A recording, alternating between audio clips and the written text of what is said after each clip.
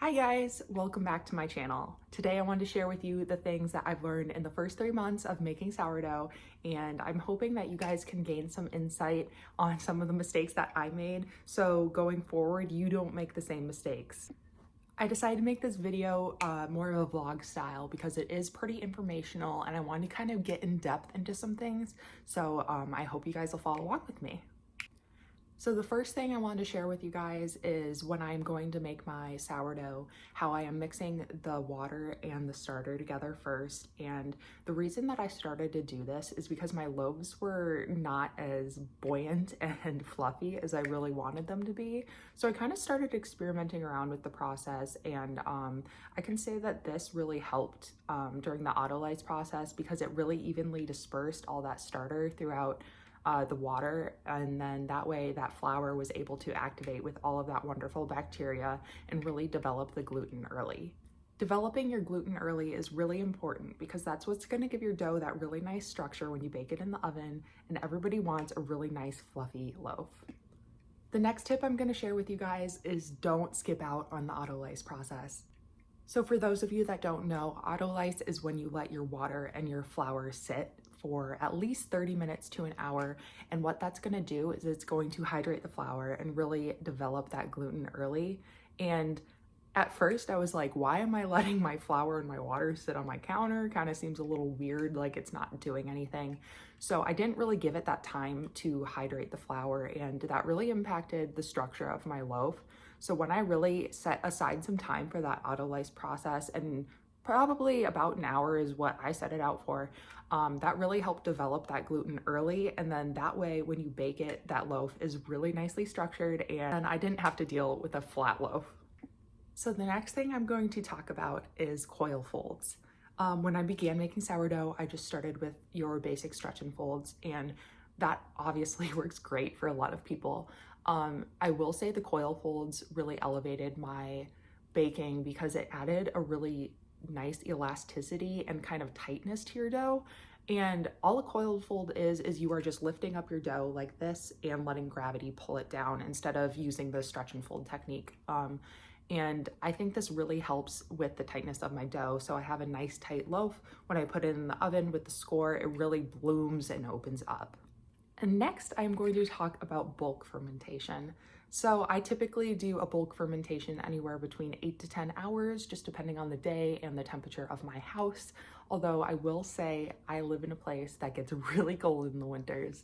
So I learned this little trick that if you take your dough in a bowl and put it in the oven with the oven light on, that oven light is just gonna give it just a little bit of heat, and then that's gonna allow your dough to really grow in size. And that's where I found that my dough and my bread that I make is the most fluffy and the most buoyant and beautiful and full of all that wonderful crumb. So if you are struggling to get your dough to rise during the bulk fermentation process, I highly recommend sticking it in the oven with the oven light on. One thing that I really struggled with when doing my scores was the dough was really pulling, and it kind of made for like rugged designs and it wasn't really clean cut. And I was trying to do some research into why this was, and I found that the colder your dough is, the easier it is to make very fine detailed cuts. So before my scoring, I typically put my dough now in the freezer for at least 30 minutes. And what that's gonna do is it's gonna tighten the outside of your dough. That way when you go in with your lame, it's gonna make a really nice clean cut and you won't have any tears or kind of off edges. And regarding scoring, I will say one thing that I didn't think I needed at first was a lame. So I kind of came about this process in a very frugal way. I didn't want to buy all that fancy material to make sourdough, so I didn't have a lame.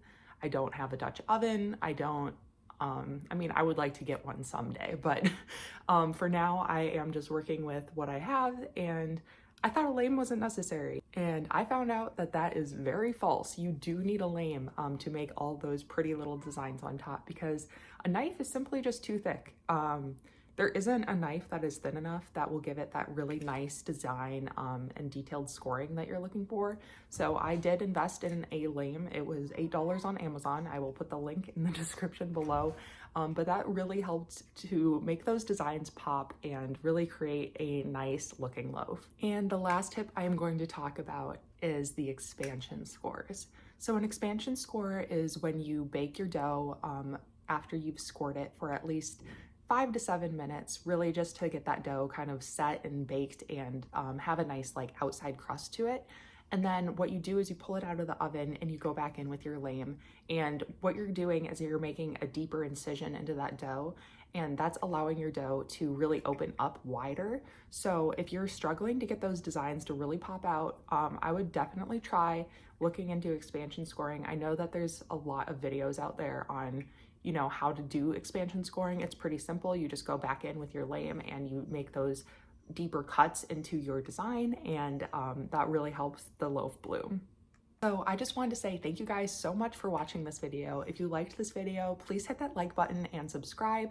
I do put out sourdough content weekly here on my channel, so I'd love to see you around, and please leave comments on anything that you would like me to make in the future.